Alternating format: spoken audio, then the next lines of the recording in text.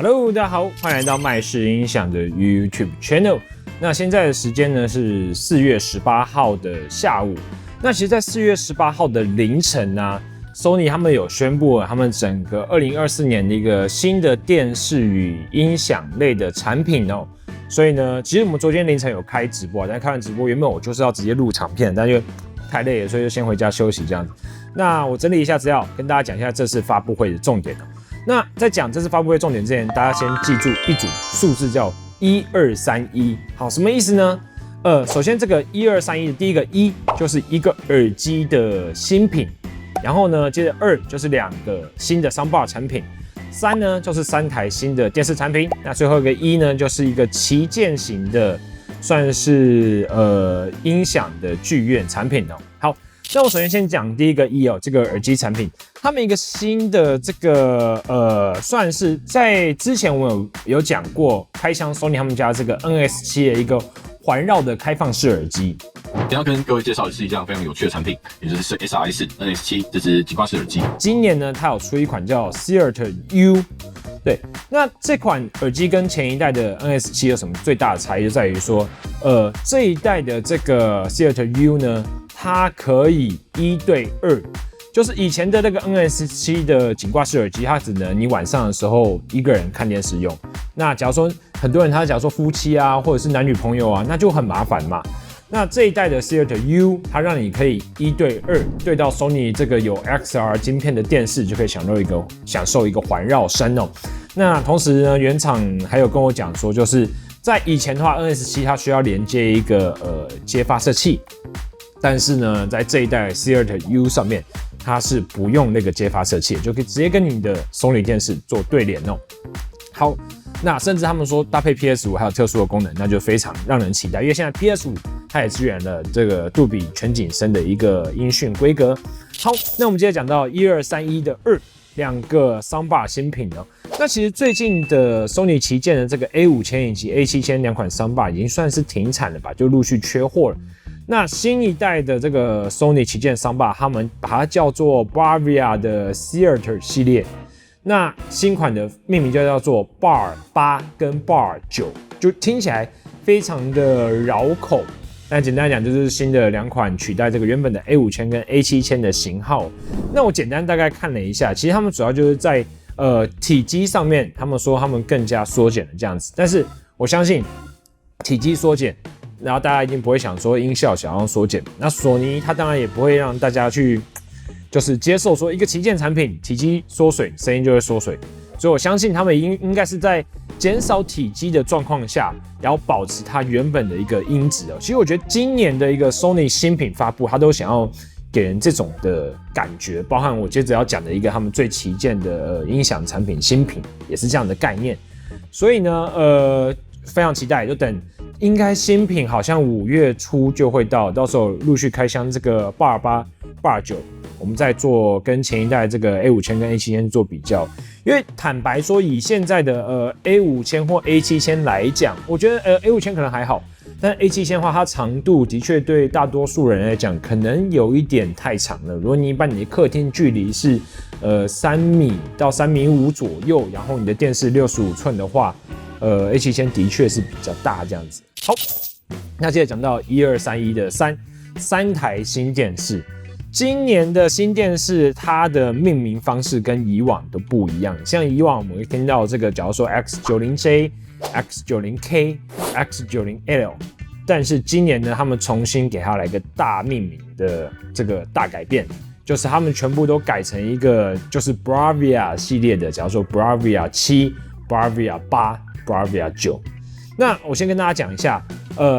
如果以定位来讲，这个 Bravia 7跟 Bravia 9，它是mini LED 的电视。那我觉得它对应的阶级应该就是去年的 X90L 跟 X95L。那 Bravia 8它是 OLED 电视。那 OLED 电视的话，就是对应着去年的 A80L。所以其实 Sony 它应该是还有好几台电视没有去做公布的啦。那同时跟大家讲一下，他在这场发布会里面没有提到他有一台入门的。其实如果以 Sony 去年的型号来讲，它应该要推出2台是跟这个 X80L 跟 X85L 同规格的一个电视。但是今年他们发布会都没有讲，只有在之后的一个小短片释出的时候讲说他们有一个 Bravia 3，那 Bravia 3应该就是对应这个去年的 X80L。好，那简单讲一下说，今年的一个进化来讲，就是 Bravia 7跟 Bravia 9，他们说都用上了 Mini LED。那自然用上了 Mini LED 之后，它就要从他们这个 8K 电视，像去年前年 Z9J、Z9K 的一个这种背光的区域控光的演算法就下放了这样子。但是坦白说，它的硬体规格啊，它的晶片呢，还是用之前的 XR 的晶片，所以这个已经很多年都没有变新了。你看，像是LG， 像是三星，他们都讲说他们新一代有这个AI 功能的一个进化 ，AI 功能的晶片硬体的改变。但是我们看到 Sony 今年除了他讲说他的这个 Bravia 7用上了 Mini LED 的面板，其他我基本上没有看到一个太大的改变。那当然在 Bravia 9上面，我看到他们讲说他们要针对电视的喇叭去做一个进化的改善。那这个我讲一下，就是其实我觉得以目前 Sony 的去年的电视来讲OLED 的系列，假如说 A80L 跟 A9L， 它的电视喇叭是真的是没话说的，播人声是真的很好听，声音音质来讲，我觉得电视喇叭里面绝对是你说它，我觉得基本上就是最前面梯队的。但是如果你回到 X90L 跟 X9L， 我觉得就以他们这样的价格来讲，它的电视喇叭我觉得不是很过关哦，就是声音比较薄了一些。那你会说因为大多数人会买音响嘛，那电视喇叭就变得不是很重要了。但是你现在 Sony 他们现在主打的一个叫做 S Center 的，就是音响跟电视一起发声的功能哦，所以我觉得电视的喇叭它的音质如何，可能在以前大家觉得有soundbar，那电视喇叭就无所谓。但我觉得陆续的这几年啊，其实电视的喇叭是非常重要的。为什么？因为当你使用 S Center 的功能，你电视喇叭跟音响的声音合起来的时候，我觉得它设计上可以去做更多的分工。什么意思？你的电视的喇叭最起码你播人声要很好听。那这样子，它跟那个音响的 S Center 合起来才有意思嘛？因为你可以让音响去发各种，然后让音响去发低音，让音响去发枪声。那你把人声回给电视去播的时候，你要让电视的人声听起来是 OK 的。这样，我坦白说，我觉得去年的这个 X90L 跟 S9L 啊，他们在跟这种 A7000、A5000、A9 在使用 S Center 连接的时候，看电影基本上你可能还算可以接受。但如果你回归到听音乐也使用 S Center 功能的话，我觉得那个人声听起来都稍微薄了一点哦，这样子。好了，那讲到就是3台电视嘛 ，Bravia 7、Bravia 8、Bravia 9。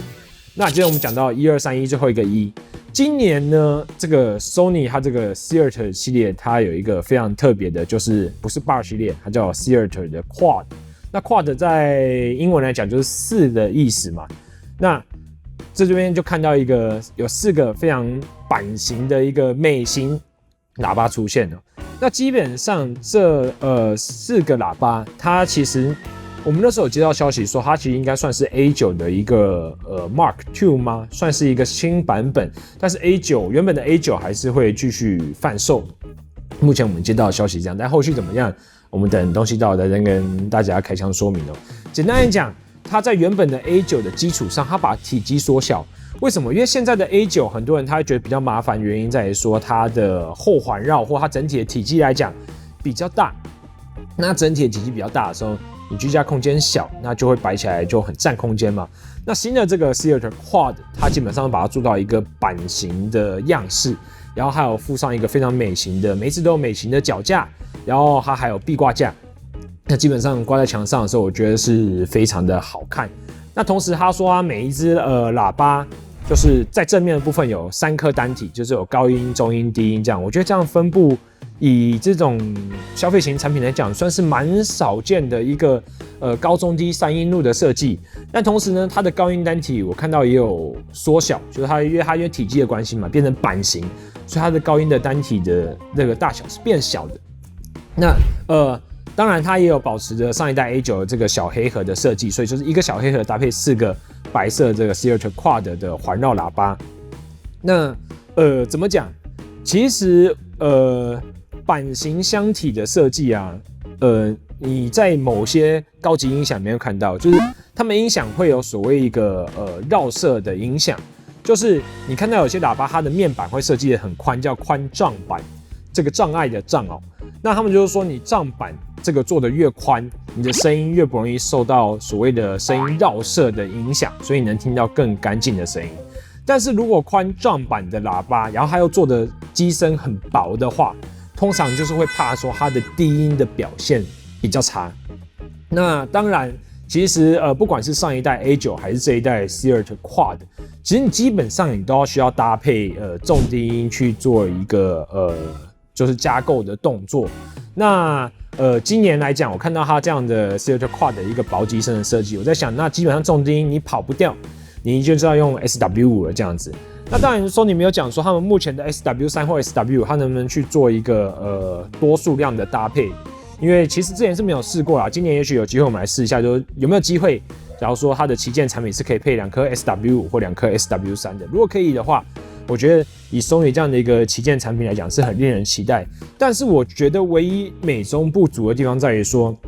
你看，其实 Sony 他们现在把这个Seart 的 Quad 它给它做薄了嘛，就从原本 A9 给它做薄了。那他也强调说，它有一个360这个 Sound Mapping 的技术，就是说虽然只有4个喇叭，但是它可以给你就是更多环绕喇叭的一个感受嘛。然后我觉得你既然做薄了，然后你都采用无线连接的技术了，我觉得也许你要开放一个选项给这种旗舰级的产品，就是说我今天我可以单买一对的这个 Seart Quad， 假如说我原本4个环绕喇叭我觉得不够，我想要在我的左右两边也放上这个 Seart 的 Quad， 让它变成一个假如说6支环绕喇叭的组合。甚至有的人他说，我想要在我的前面的天花板的上方，后面天花板的上方再挂各4支这个 Seart Quad， 组成一个超级阵列。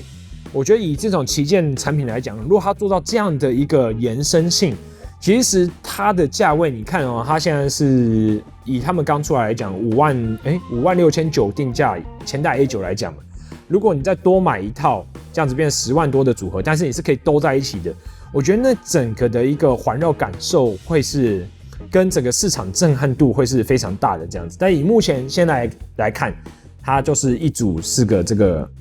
Seart Quad， 然后搭配这个小黑盒。好，那配件的部分一样没有改，就是像以前的这个8889，他们可以搭配这个 SW3、SW5， 然后还有环绕部分是 RS3S 跟这个 RS5， 那配件的部分都还没有更动。然后新的一个 Soundbar， 他们就用上 Sony 的一个新的 APP， 但是我觉得当然以音响产品或电视产品来讲，一个 APP 的操作也许不是这些产品最核心的一个精神。也许有人会说 Sony 今年看起来很像养生年啦，但是我觉得是这样，通常你只要看到产品的命名啊有大的一个改变，假如说它以前就是 X90L 嘛，今年改成一个什么 Bravia 789，然后 Soundbar 全部改名。我觉得通常有重大改名的时候，就是他们对产品的一个形象，或他对产品的一个值，他有做出一个重大的改变，要不然你不会去做一个命名的大改变，但是你的商品是不变的。我觉得那样本质上、逻辑上是有点说不过去的。所以虽然看起来硬体规格是没有很大的提升，但是我依然是非常期待 Sony 他们今年的一个新的 Bravia 7，算是中阶系列的 Mini LED 电视，以及呢这个最新的 Seart Quad， 还有8889这样子。好，那这就是这次 Sony 发布会的一个内容。坦白说，这次的发布会的影片真的很短。那时候我播到一半的时候，大概15、16分钟，突然它就一个画面说，就一个照片说就结束了这样。我有被，就那时候我还想说，是不是发生什么问题这样子？因为以往的一个影片都会，我记得都30、40分钟，今年真的比较短了。但是就不啰嗦，等到新品来，我们就实际开箱给大家看吧。我是 Alan，这次的节目就到这边，那我们就下次见喽，拜拜。